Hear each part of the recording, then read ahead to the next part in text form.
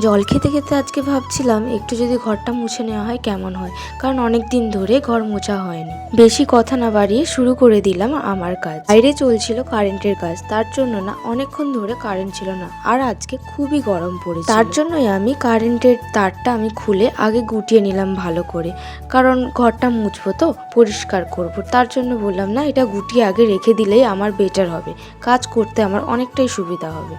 তারপর বিছানাগুলোকে ঝেড়ে ভালো করে ওখানটা একটু ঝাড় দিয়ে পরিষ্কার করে গুছিয়ে নিলাম। আসলে অনেক দিন ধরেই ভাবছিলাম ঘরটা মুছতে হবে, কারণ ঘরটা মোছাটা দরকার, খুব ধুলো ময়লা জমে গেছিল। সব সময় ঝাড় দিলে যায় না, কিছু কিছু টাইমে ভালো করে মোছাও দরকার, কিন্তু কি করব বলো, কাজের জন্য সেভাবে মোছার টাইম পাই না।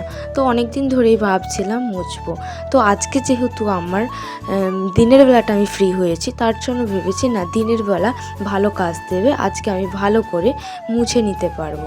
তারপরে শুরু করে দিলাম ঝাড় দেওয়া। মোছার আগে ভালো করে ঝাড় দিয়ে ঘরটা পরিষ্কার করে নিলাম।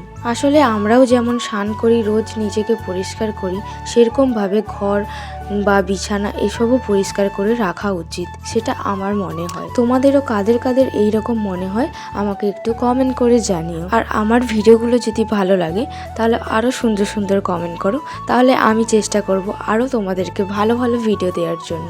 আমার তো মনে হচ্ছে আমি ঘর মুছতে মুছতে রোগা হয়ে যাব, কারণ আমি বেশি এই কাজটা করে থাকি।